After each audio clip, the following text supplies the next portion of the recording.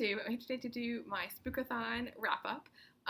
Sorry for the weird angle. I tried to get the whole gang here in the frame. I rhymed. I had a really good reading week. I managed to read, I think, seven books.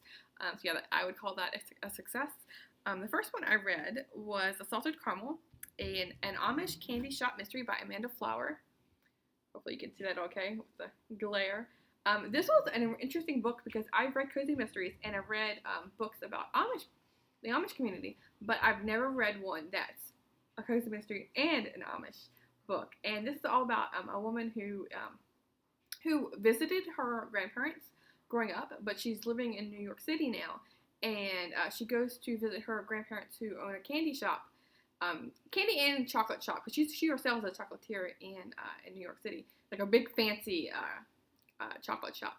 But she needs to go back to visit her grandparents because her grandfather is really sick with a heart problem. And when she's back there visiting him, someone is murdered, and so she gets involved in taking care of her grandparents her grandfather, and also taking care of the shop while he's out sick.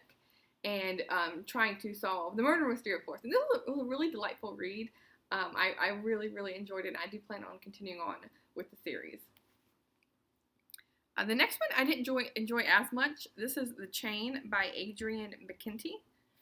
And I really liked the beginning of the story. This is about the chains where each link in this is like you drop your kids off at school or what have you. You're separated from your child, and your child gets abducted, and you get a call from someone who has abducted your child, who is also a parent.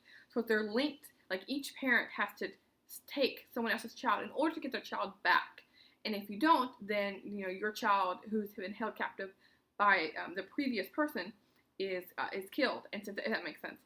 So it's like how it's basically normal people are turned into criminals in order to save their family, and do anything at all costs in order to get their child back.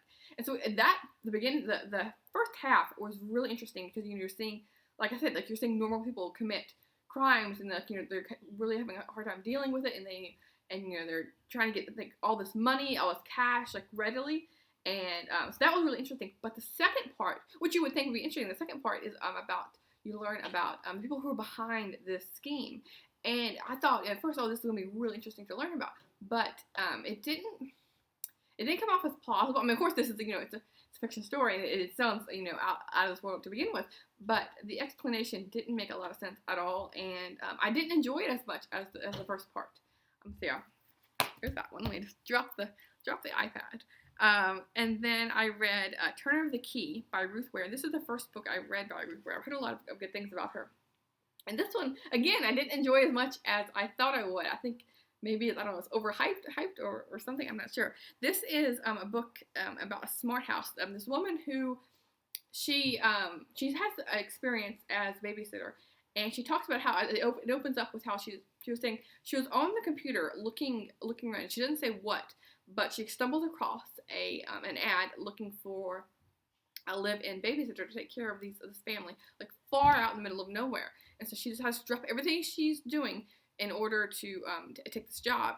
And it was interesting because she's living in a smart house, but the smart house isn't that smart because the technology is going all wonky. When you want the lights off, all of a sudden the music blares or something like that, where it's not doing what you want it to do. And so that part was interesting. And her interaction with the kids, and how she goes in an interview and she meets with the family, and they all sound really nice and put together. But when she actually takes the job and is there, her first impressions aren't what the family is actually like. So all that was interesting. But the whole breadth of the story, it felt kind of slow, and it didn't spook me or thrill me or maybe suspenseful at all. And so it didn't really do what I wanted it to do. It was just an okay story. It was nothing I would say I'd write home about that was, this is the next best thing. see. The next one is again. I feel like this was a little bit disappointing, but just because this thing, for example, I finished with Emily Carroll's When I Arrived at the Castle, and she wrote a really good graphic novel, Through the Woods, which was really good. I think it was like 3 or 4 like fairy tale retellings. It was like the same art style as this, and it was fantastic. But this one wasn't good at all. It was very fast. It was maybe like 15 pages, and it's all about a one woman slash like shapeshifter comes and meets with this like vampire-ish woman, and it's like kill or be killed kind of story. But it was very fast, and I don't know. It didn't have much story to tell. It was just so brief, and I feel like it wasn't even worth putting together, unfortunately. But I can recommend Through the Woods, which is Emily Carroll's previous work, which is really good.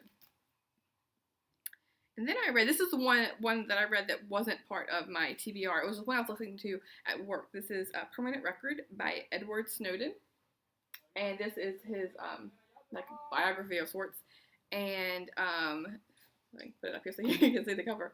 It was very interesting. It's all about his life and him growing up in the world of computers, and how that was back in the 90s, how that was evolving, and how he kind of evolved with that, and how he talked a lot about why he got into the computer world, especially with his father being in the government and working with a lot of tools and craft, and so he learned like kind of like to engineer real like tangible things before getting into the computer world. And he talked about how he was like riveted by opening up the computer and seeing all the little city-like things, and how that was kind of propelled him forward, and how he landed these like crazy jobs when he didn't have much experience. He didn't have this like big degree, but how he kind of like eased himself into making this like incredible career, and how he gave it all up. I'm sure a lot of you know about him. He's been on the news quite a bit. But yeah, it was a very intriguing story, and I feel like I learned a lot, and I feel like I could identify with him more knowing his story. And then going back to thrillers, I read The Body Lies by Joe Baker, and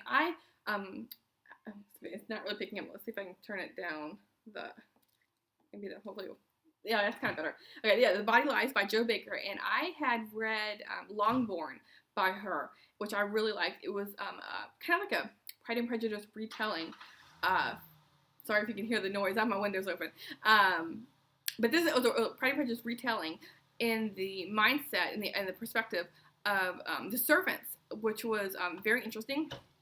The ending I didn't like so much, but the whole story itself was very good. And so this one, I was like, it's totally different from her like historical fiction. This is a thriller about a psychological suspense, I would say, about a woman who really is struggling to find a job in London, and so she takes a job hours away from her husband, and she takes her little boy with her to work at a university as a teacher. And so she doesn't really have much experience as a teacher, but she has experience as a writer. So she landed the English department job. And she's kind of like thrown in there, and it's all about her dealing with being separated from her husband, and dealing with her department heads and the students. And so overall, for this story, for me, it was kind of boring. I didn't really enjoy it as much, especially compared to her previous work that I had read. It didn't thrill me like the other. Like I want to thrill it too. I want to like be riveted. I want to keep turning those pages, and I never really felt like that with this book.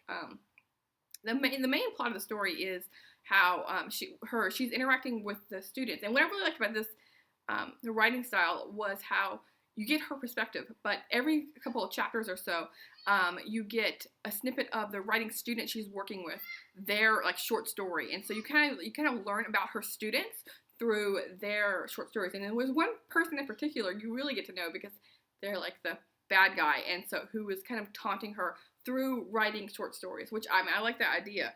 But yeah, the story itself, it just, I don't know, I didn't care for it as much as I wanted to. And then the last one I read was Dark Rites, a Crew of Hunters book. It's it's number 22 in the series, but I haven't read any of them, and this is by Heather Graham.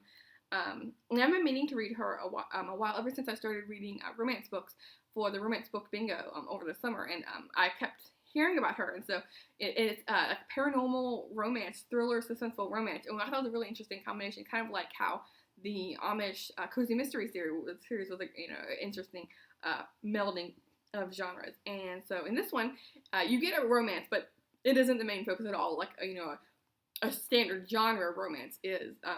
Which I like that balance. I like, you're not solely focusing on romance. You do get a story there. And romance do, but anyway. So for this one, it's following, her name is it Vicky? And it's in this, she gets pulled away into this town, into a town that is having a lot of people who are beat up or are killed, and there's like left on their bodies these mysterious notes about cults and witchcraft, and she is being plagued by these nightmares because her besides wanting to investigate all this like crime that's happening, her friend is one of the people that's been abducted, and so she's having these nightmares, and it was really interesting, a mix of getting that witchcraft and cult vibe I really like that kind of like spooky vibe in there. And so yeah, I really like this one. So I think like the first, the middle, and the last book I really enjoyed. But the other ones were just okay. But I am happy to have focused on thrillers this week, especially it being October. And so yeah, I wish I would have liked them more, but I'm glad I read them and gave them a shot. So yeah, let me know if you've read any of these books and what you think about them, because I know some of these are really popular, like especially the Ruth Ware. I know a lot of people love her, and I wish I did, but I didn't. The other one that I meant to read for my TBR, the only one I didn't read for my TBR was Watching You by, I think her name was Lisa Jewell. I read 25% of it, and I just didn't care for it. I did not like the main character at all. It's kind of like a Rear Window kind of story where this woman, Joey, who, sorry, it's my dog, he's trying to steal some food. It was about a main character, Joey, who is on vacation, and she forms this crush on a guy, and so it just so happens that the guy likes her back, and so, but she's not satisfied with that.